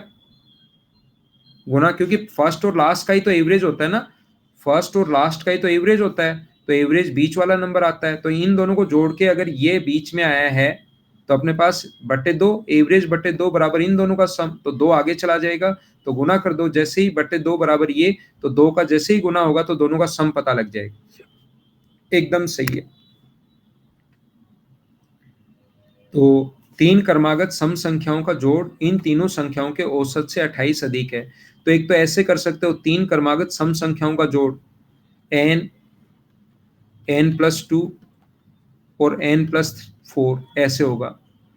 या आप लोग ऐसे करने के बजाय क्वेश्चन को जल्दी करने के लिए या तो पूरा करो, या जल्दी करने के लिए उनके औसत से 28 अधिक है, तो सबसे छोटा नंबर क्या है? तो छोटा नंबर ये तो 6, 8 और 10 होगा, नहीं होगा औसत से 28।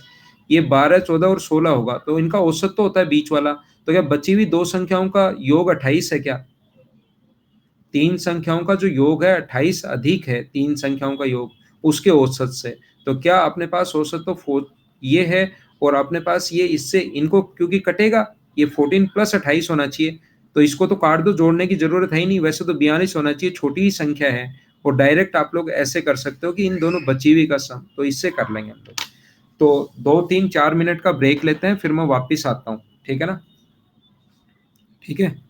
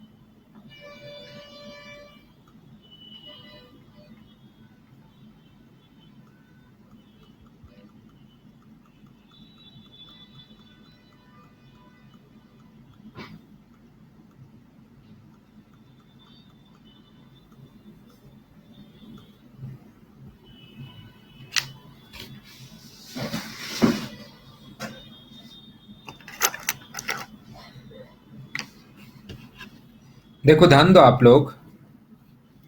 हाँ शुभंकर, अभी करते हैं। एक चीज मैं बता देता हूँ, 1 से 8 तक की सम संख्याओं के घनों का योग। सम संख्याएं जो होंगी 1 से 8 तक, मतलब 2, 4, 6 और 8। हमें 2 का क्यूब प्लस 4 का क्यूब प्लस 6 का क्यूब प्लस 8 का क्यूब। अगर हमें कभी भी इनका क्यूब चाहिए तो इसका जो फॉर्मूला होता है, यहाँ पर ये जो है अपने पास, इसका जो फॉर्मूला होगा वो होगा अपने पास 2n² n+1 का स्क्वायर 2n² n+1 का स्क्वायर अपॉन n। सम का जो फॉर्मूला होता है, ये आप लोग, ये वाला फॉर्मूला मैंने वहां पर नहीं बताया, क्यूब का फॉर्मूला, सम संख्याओं के क्यूब का फॉर्मूला।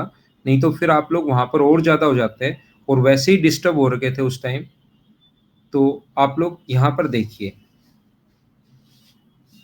n 8 नहीं होगा यहाँ पर विकास, सभी को मैं बता देता हूँ। उस एक फॉर्मूले को छोड़कर, और फिर n का मान जो होता है वो नंबर ऑफ टर्म्स होता है, उस एक फॉर्मूले में बस n का मान लास्ट टर्म होती है। अगर n का मान लास्ट टर्म होती तो मैं कैपिटल N लिखता, यहाँ n की वैल्यू 4 होगी, ध्यान रखना। वो एक फॉर्मूला आप लोगों ने छोड़ दिया, उसके अलावा सभी में यही होता है। रितेश, अगर मैं एल एवरेज वहां पर पढ़ाता, एलसीएम एचसीएफ पढ़ाता, तो आपका क्वेश्चन होता कि सर एवरेज कब पढ़ाओगे। मैं पढ़ाऊंगा सारा भाई, मेरे अनुसार आप पढ़ लो ना यार एक बार, उससे क्या फर्क पड़ता है। सम अगर निकालना है तो नीचे वाला एन हटा देंगे। आपने जो सही क्वेश्चन पूछा उसका तो मैं रिप्लाई कर दूं, लेकिन ऐसे आप पूछते ही पूछते रहते हो, एक बार ये तो पढ़ो। अगर सम निकालना है तो फिर हम लोग एन हटा देंगे, वो अपने पास सम का फॉर्मूला हो जाता है। तो 2 गुना n का स्क्वायर करोगे, 4 का स्क्वायर 16, 4+1 अपने पास कितना होगा, 4+1 5 का स्क्वायर 25। 25 को डिवाइड कर देंगे हम लोग किससे, 4 से। तो 4 से अपने पास ये एन का मान 4 है ना, 5 का स्क्वायर 25, 4 से कट जाएगा 4 बार, और 25 8 200, ये अपना आंसर होगा इस क्वेश्चन का। एवरेज अगर निकालना है तो, सम निकालना होता तो फिर 800 आंसर हो जाता, नीचे वाला एन हम लोग हटा देते हैं।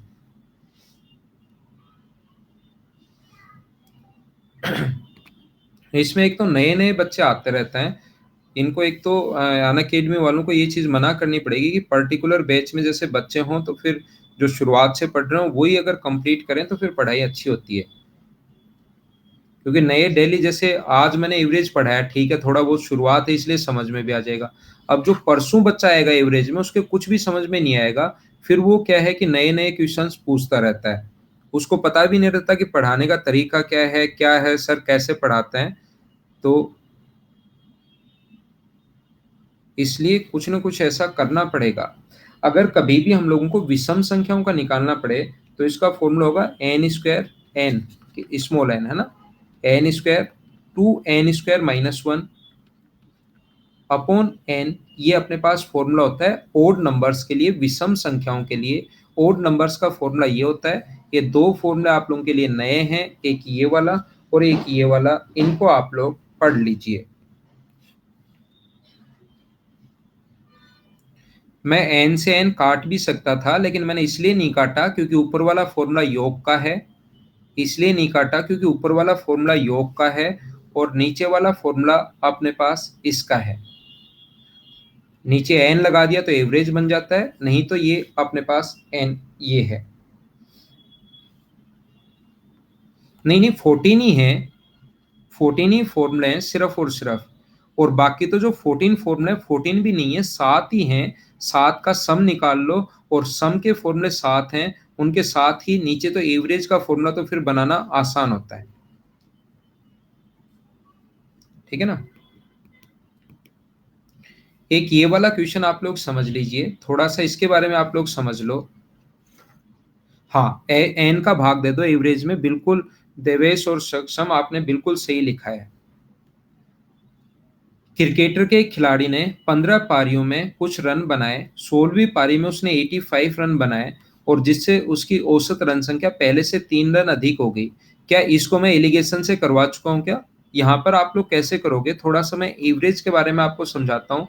औसत रन संख्या 16वीं पारी के बाद खिलाड़ी की कितनी है, ये हमारे पास पूछा गया है। तो एक चीज ध्यान रखना, हम लोग ऐसा मानते हैं कि 15 पारियों का जो औसत है 15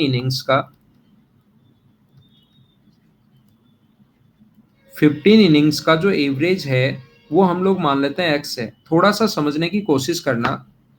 हाँ, एलिगेशन में मैं करवा चुका हूँ, लेकिन थोड़ा सा एक बार समझने की कोशिश करना जो मैं समझाना चाह रहा हूँ। 15 इनिंग्स का जो टोटल होगा वो अपने पास होगा 15x। मुझे आप लोग ये बताइए, 16वीं पारी के बाद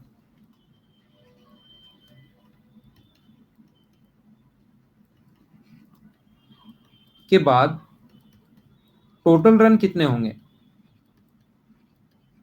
16वीं पारी के बाद टोटल रन होंगे वो क्या अपने पास 15x प्लस 85 होंगे क्या? तो साथ साथ मुझे ये भी बताइए, 16वीं पारी के बाद एवरेज रन कितने होंगे? 16वीं पारी के बाद एवरेज रन कितने होंगे?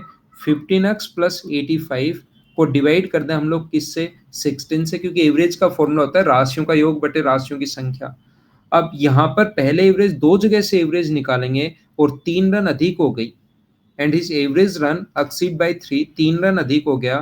तो इसमें से ये माइनस करने पर क्या बराबर में अपने पास 3 आना चाहिए क्या? माइनस कर दो, 15x अधिक या कम दो चीजों का डिफरेंस होता है, तो यहाँ से अपॉन 16 माइनस एक्स कर दो, तो बराबर में अपने पास कितना आना चाहिए? 3 आना चाहिए। यहाँ से सोल्व करोगे तो एक्स की वैल्यू आ जाएगी 37।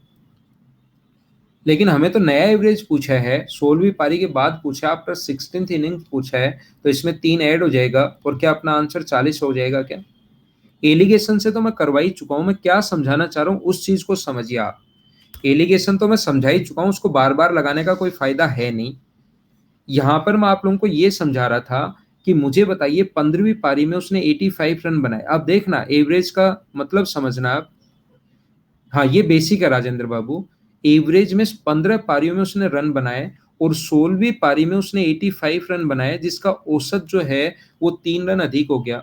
औसत अगर 3 रन अधिक हो गया पहली, दूसरी, तीसरी, चौथी, पांचवी, ऐसे 15 पारियां तक हैं। मुझे बताओ एवरेज अगर 3 रन अधिक हो गया, एवरेज में इफेक्ट डलते ही प्रत्येक पारी में इफेक्ट डलेगा। क्या आप लोग ये चीज समझ पा रहे हो क्या? एवरेज में इफेक्ट डलते ही प्रत्येक पारी में, प्रत्येक इनिंग में इफेक्ट डलेगा।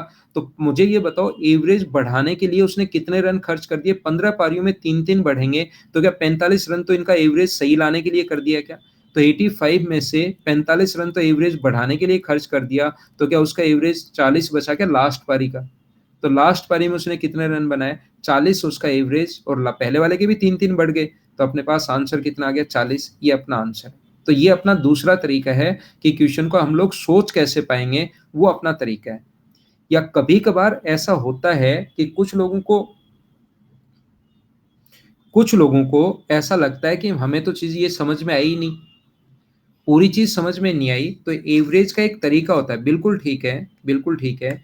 एवरेज वाले क्वेश्चंस में एक तरीका होता है इन क्वेश्चंस में लगाने के लिए। एक चीज ध्यान रखना, मैं रिपीट कर रहा हूँ वेद प्रकाश, मैं ये कह रहा हूं कि जब अपने पास ये जो क्वेश्चन है ना, इनका करने का तरीका होगा लास्ट इनिंग में जो रन बनाए, लास्ट इनिंग के जो रन होंगे वो बराबर होता है हमेशा ओल्ड एवरेज, जो उसका ओल्ड एवरेज है ना, मैं नई में लिखता हूं। लास्ट इनिंग में मान लो एक पारी ऐड हुई, ये चीज समझो, और ये हम लोग बार बार काम में लेंगे तो अपने आप चीजें याद हो जाएंगी। ये एक बार समझिए आप। यहां पर एक चीज ध्यान रखना, जैसे 15 खिलाड़ी हैं, 15 लोग खेल रहे हैं। हाँ, लास्ट इनिंग के रन डिस्टर्ब कर देंगे, एक बार समझिए। 15 खिलाड़ी खेल रहे हैं और एक नया खिलाड़ी और आ गया 16वां, तो हम लोग उसको ये मानते हैं कि एक इनिंग ऐड हो गई, या एक क्लास में 25 स्टूडेंट हैं और एक टीचर नया और इंक्लूड कर दिया जाए, एक फैकल्टी जो टीचर और इनिंग ऐड कर दिया जाए। तो मैं आपको समझाना ये चाह रहा हूँ, इस टाइप के क्वेश्चंस में हम लोग ये सोचते हैं कि लास्ट इनिंग जो होती है वो टीचर ऐड हो, या कोई भी अपने पास खिलाड़ी ऐड हो, या कैप्टन ऐड हो, कोई भी एक या दो या तीन, कितने भी, एक, 2 3 4 5 कितने भी नए लोग ऐड हो जाएं तो उस क्वेश्चन को हम लोग करते कैसे हैं वो थोड़ा सा समझ लो। लास्ट इनिंग के जो रन होते हैं,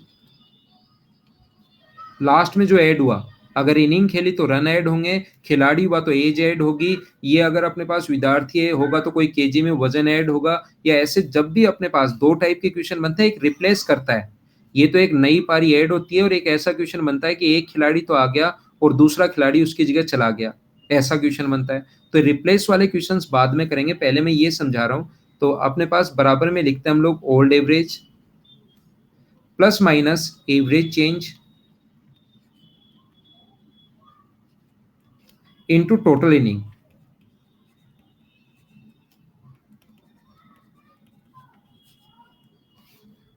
अभी मैं बताता हूँ, 1 मिनट रुको यार, ये चीज मुझे समझाने दो, क्योंकि ये इंपॉर्टेंट है और बहुत सारे क्वेश्चंस में आ जाता है और देखते ही आंसर आ जाता है। तो लास्ट इनिंग के रन यहाँ पर कितने थे, 85, बराबर ओल्ड एवरेज, प्लस और माइनस दोनों क्यों लिया मैंने, अगर एवरेज बढ़े तो प्लस का साइन लेना है, जैसे एवरेज चेंज यहाँ 3 बढ़ गया तो प्लस का साइन, घटता तो माइनस का साइन। 3 इंटू टोटल इनिंग है 16, 16 गुना 3 48, माइनस करोगे तो यहाँ से ओल्ड एवरेज जो आ जाएगा अपने पास, ओल्ड एवरेज वो आ जाएगा 37, ये अपना आंसर। अब यहाँ पर अपने पास चार चीजें हैं, यहाँ पर कितनी चीजें हैं, चार। कोई भी तीन देकर चौथी पूछेगा, कोई भी तीन देगा और चौथी आप लोगों से पूछेगा, जैसे ये देकर ये दे दिया, ये दे दिया, ये दे दिया और ये पूछ लिया। तो नया जो एवरेज होगा, न्यू अगर पूछे तो फिर तीन ऐड करना पड़ेगा, क्योंकि तीन बढ़ गया ना, अभी तीन प्लस कर लो तो आंसर कितना आ जाएगा, 40, आंसर 40 होगा।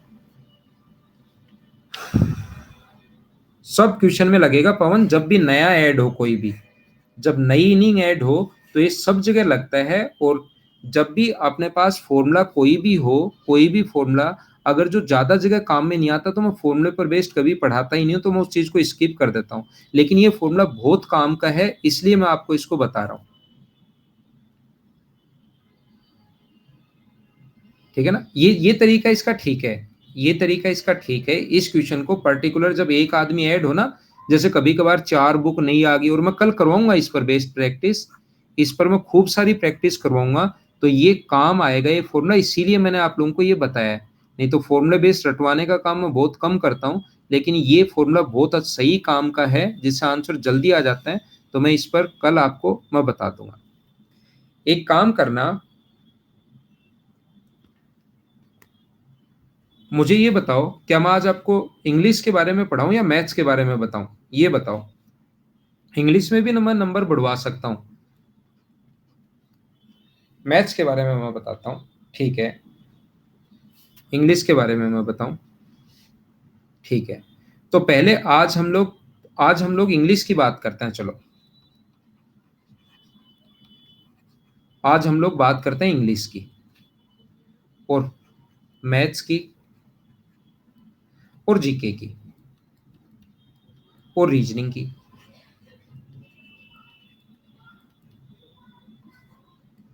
देखो,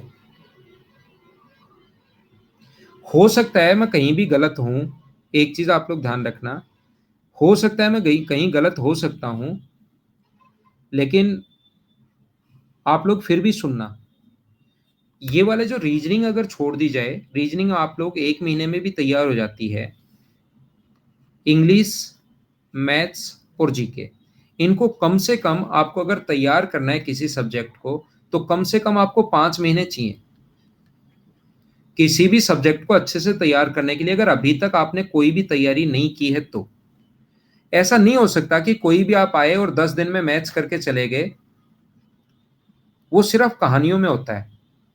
कम से कम आप लोगों को 5 महीने तो चाहिए, ये चीज आप लोग ध्यान रखना, कोई भी चीज अगर आपको तैयार करनी है तो एटलीस्ट 5 महीने तो आपको चाहिए, वो कम से कम है। 7-8 महीने और लगाओ तो ज्यादा ठीक है, लेकिन आप लोग 5 महीने चाहिए इनको अगर सही तैयार करना है तो, क्योंकि 3 सब्जेक्ट है ना। सबसे पहले मैं बात करता है इंग्लिश की।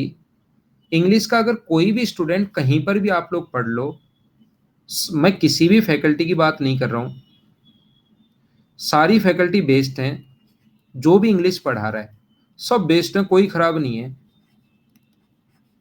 बस एक चीज आप लोग ध्यान रखना, एक पॉइंट मेरी तरफ से याद रखना, मैं आपको 1-2 पॉइंट बताता हूँ, उसको आप लोग कर लीजिए, ठीक है ना? उसको आप लोग कर लीजिए। ये साथ-साथ पढ़ रहे हो किसी भी फैकल्टी से वो अच्छी बात है, सारी फैकल्टी बहुत अच्छा पढ़ाती हैं, लेकिन एक चीज़ ध्यान रखना कि आप लोग है ना, कोई भी दूसरा बंदा आपको मैथ सिखा सकता है, आपको फिज़िक्स सिखा सकता है कोई भी, या मैं सिखा सकता हूँ फिज़िक्स आपको कितनी भी टफ़ लगती हो, आपको मैं केमिस्ट्री सिखा सकता हूँ। सब्जेक्ट एक-दूसरे को सिखाया जा सकता है। इंग्लिश लैंग्वेज में ध्यान रखना, इंग्लिश एक-दूसरे को सिखाना बहुत मुश्किल है, नहीं सिखाई जा सकती। सिर्फ़ थोड़ा-सा उसके बारे में नॉलेज दिया जा सकता है कि ये होता है, और नंबर नॉलेज अगर अकेला थोड़ा-सा नॉलेज से नहीं बनते, जब तक इंग्लिश जो है कोई भी लैंग्वेज है ना, कोई भी लैंग्वेज आप सीखो, वो सिर्फ़ और सिर्फ़ 2 ही तरीके से आती है, या तो सुनने से, उसको सुनो खूब सारा, या रीडिंग से। बहुत सारे लोग क्या करते हैं, और काफ़ी सुधारी भी है बहुत सारे लोगों ने। ऐसे बहुत सारे लोग हैं जो इंग्लिश सुनते हैं, वो क्या करते हैं, इंग्लिश मूवी देखते हैं। लेकिन मुझे जो लगता है ना, इंग्लिश मूवी जो देखते हैं, वो उसमें से जब 100 लोग देखते हैं तो उसमें से इंग्लिश पर ध्यान 3 या 4% लोग ही देते हैं, बाकी तो उसकी भावनाओं में खो जाते हैं। वो इंग्लिश का कोई मतलब नहीं है, वो तो फिर इंग्लिश मूवी में भावनाओं में खो जाते हैं, और वो पता नहीं कहाँ चले जाते हैं। तो अपने पास ये वाला ऑप्शन जो बिल्कुल सीरियस स्टूडेंट है, उसके लिए ही बचता है इंग्लिश मूवी वाला, ठीक है ना? या आप लोग न्यूज़ सुन सकते हो, वो अच्छा है। दूसरा अगर है, हाँ, एक स्टूडेंट के अपने 193.75 हैं, इसने उसने जो बात बताई, वही मैं आपको बता रहा हूँ, और एक दूसरा स्टूडेंट है, उसके 195, इतने-इतने नंबर आ रहे हैं यार आजकल इंग्लिश में। यानी बच्चों ने बहुत अच्छी तैयारी कर रखी है, तो आप लोग न्यूज़पेपर पढ़िए। अगर आपको इंग्लिश सुधारनी है तो। आपके भी हरीश अच्छा स्कोर है, आपके भी सौरव सिंह अच्छा स्कोर है, 181। अरे नेटफ्लिक्स मत लेना, पता नहीं पूरे दिन आप फिर सीक्रेट गेम देखोगे अंकुर पटेल, और एक बार देख लोगे तो फिर देखते ही रहोगे। ऐसे मत देखना, उसको मत लेना नेटफ्लिक्स, ठीक है ना? मैं आपको क्या कह रहा हूँ, आप सिर्फ और सिर्फ न्यूज़पेपर पढ़िए। न्यूज़पेपर में कोई सा भी इंग्लिश का जो चाहो वो न्यूज़पेपर ले लो। एक चीज आप लोग ध्यान रखना, एक चीज आप लोग ध्यान रखना बस, न्यूज़पेपर में आपकी जो कॉपी है ना, मैं एक चीज बता रहा हूँ, मेरे कहने से ये कर लो आप, आपकी इंग्लिश सुधर जाएगी। अगले 30 दिन में आपका कॉन्फिडेंस तो जरूर बढ़ जाएगा। अभी आपके 25-50 नंबर देते हैं, कुछ लोगों की इंग्लिश इतनी वीक होती है कि उनके 4-5 ही नंबर आते हैं, और 4-5 नंबर आते हैं तो क्या पढ़ने का मन करेगा? सबसे पहले तो पढ़ने का भी मन करना चाहिए ना आपका। तो आपको करना क्या है इसमें, वो प्रदीप टाइम का वेस्टेज नहीं है, प्रदीप चौधरी टाइम लगता है तो वो टाइम का वेस्टेज नहीं है, वो टाइम काम का है। आपको करना क्या है, जैसे मैं टाइम्स ऑफ इंडिया के बारे में मैं बता रहा हूँ, क्योंकि मदर्स में हम लोग प्रत्येक स्टूडेंट को, जितने स्टूडेंट हैं उनको फ्री में टाइम्स ऑफ इंडिया ही देते हैं। तो उसमें एक चौथा या पांचवा टाइम्स ऑफ आइडिया के नाम से एक पेज आता है, संडे को छोड़कर।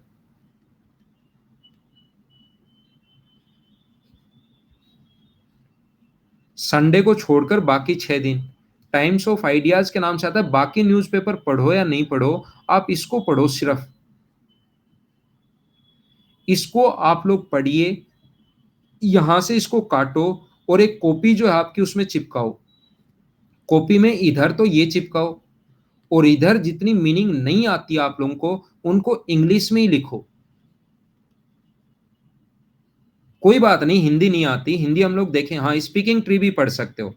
नवरत्न जांगिड़ आपने बिल्कुल सही कहा, स्पीकिंग ट्री भी आप लोग पढ़ सकते हो, उसमें भी कोई दिक्कत नहीं है। प्रदीप चौधरी वो भी ठीक है।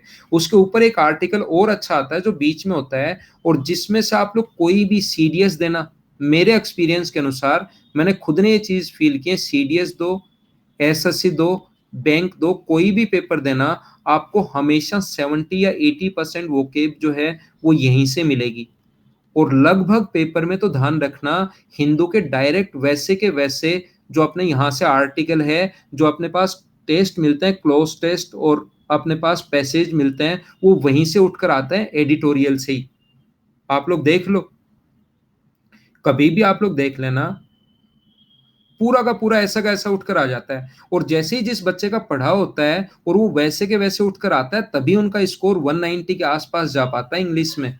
क्योंकि पढ़ा हुआ रहता है, उनको टाइम कम लगती है, उनको कभी-कभार तो ऐसा होता है कि पढ़ने की भी ज़रूरत नहीं रहती, पता रहता है कि इस पैसेज में ये है।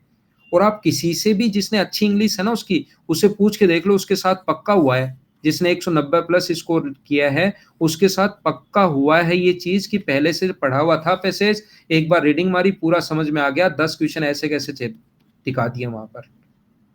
हाँ, आपके राव साहब आया था ना आपके पढ़ा हुआ। तो आपको करना क्या है, आपको यहाँ से काटना है और इसकी मीनिंग लिखनी है। 70-80% वोकेब यहीं से आएंगी। वन वर्ड रटने की कोशिश करो, याद करो, कोई भी एक बुक उठाओ, मैं कोई भी बुक का नाम नहीं ले रहा हूँ, ईडियम्स और फ्रेज याद करने की कोशिश करो। किसी भी फैकल्टी पर डिपेंड नहीं रहो, आप खुद इस चीज को करो। फैकल्टी को ये बात मत बता देना, वो मेरी बात का बुरा मान सकते हैं और वो वहां बैठे बैठे ही मुझसे थोड़ा सा सोचेंगे कि ऐसे इंग्लिश में कैसे बात कर रहा है ये आदमी। तो मैं सिर्फ और सिर्फ यही कहना चाहूंगा कि फैकल्टी सारी अच्छी, उनसे तो पढ़ते ही रहो, वो आपकी ग्रामर स्ट्रोंग कर देंगे। आप इतने बड़े हो, इस टाइम आप लोग सभी लोग कम से कम 20-21 साल के तो होंगे। हाँ, वो थोड़ा-थोड़ा ऐसे लगता है ना कि यार ये आदमी मैथ्स का आदमी इंग्लिश की ऐसी बात कर रहा है। लेकिन मुझे आप ये बताइए, आप 20-21 साल के सभी लोग होंगे, मुझे आप ये बताइए क्या पैसेज करने का इस धरती पर कोई तरीका हो सकता है क्या? इस धरती को छोड़ो, इस ये जो सूरज है ना, इसके नीचे, ये पूरा सूरज जो है, इसके नीचे कोई पैसेज करने का तरीका हो सकता है क्या? ठीक है ना? अरबाज अभी आऊँगा यार, मैं 3-4 दिन बाद रेगुलर ही आना शुरू होऊँगा, मेरा स्टूडियो तैयार हो रहा है, उसके बाद मैं आऊँगा। तो ध्यान रखना, पैसेज आपको समझ में तो आना चाहिए ना मेरे भाई। पैसेज समझ में आएगा तभी तो करोगे। और पैसेज और क्लोज टेस्ट दो ऐसी चीजें हैं जो यहाँ से आपकी कवर होंगी, वोकेब तो कवर होगी होगी, इस न्यूज़पेपर से ये दोनों चीजें भी कवर होंगी। तो ग्रामर जो फैकल्टी पढ़ा रहा है, ग्रामर आपकी बहुत अच्छी बनवा देगा। जहां पर आप पढ़ रहे हो उन सर से आप लोग पढ़ते रहो, वो बहुत अच्छे सर हैं। लेकिन आप लोग ये पैसेज के लिए, क्योंकि नंबर तो इन्हीं से मिलने हैं, क्लोज टेस्ट से मिलने हैं, वन वर्ड याद करो, ईडियम्स और फ्रेज याद करो। हाँ, मैडम से पढ़ रहे हो तो मैडम से पढ़ लो, वो तो क्या फर्क पड़ता है। तो ये न्यूज़पेपर आप आज से ही पढ़ना शुरू करो। और मेरे कहने से आप लोग पढ़ो, आप लोग कम से कम 3 महीने तक पढ़ो न्यूज़पेपर को, कम से कम 1-1.5 घंटा दो डेली। 3 महीने बाद नहीं सुधार हो जाए तो आप आना कि सर 3 महीने जो आपने काम कहा वो मैंने किया और मेरी इंग्लिश ठीक नहीं हुई। कुछ लोग करते क्या हैं, वो बोलते हैं सर हमारी इंग्लिश वीक है, इंग्लिश में नंबर नहीं आते, नंबर नहीं आते, नंबर नहीं आते। मैं पूछता हूँ कि इंग्लिश, हाँ देवांश बोल रहा है, उसका टाइम हो गया ना, उसको लगा कि अब पापा तो आ जाते हैं, आज आए नहीं, 2-3 मिनट ऊपर। उसको मैं ऐसे ही छोड़ कर आता हूँ, जैसे ही टाइम हो मैं तुरंत तेरे पास आ जाऊंगा। ठीक है ना? मैं पूछता हूँ आपने इंग्लिश में किया क्या, बोले सर इंग्लिश में डर लगता है, कुछ नहीं किया। तो कुछ नहीं किया तो फिर चीजें आपको कैसे आएंगी बताओ। तो मेरे कहने से एक बार, एक तो न्यूज़पेपर, एक वन वर्ड कोई भी एक बुक रटो, आप एक बुक याद करो वन वर्ड की, ईडियम्स और फ्रेज याद करो। ठीक है ना? तो कल मिलते हैं, अभी मुझे बुलाने लग गया है। मेरा बेटा है, छोटा है, देवांश नाम है, अभी 2 साल का है। उसको मैं 6:30 बजे इधर आता हूँ तो उसको मैं बोल के आता हूँ, बेटा बस ये आया, मैं ये गया, ये जो यहाँ आते ही है ना, घड़ी की सुई यहाँ आते ही मैं आ जाऊँगा। ठीक है ना? तो अभी 2 साल 3 महीने का वो हो गया है। तो मैं एक बार जाता हूँ, कल फिर मिलते हैं इसी टाइम। ओके, कल मैच के बारे में मैं बता दूंगा पूरा डिटेल से। Okay, bye bye, take care, good night.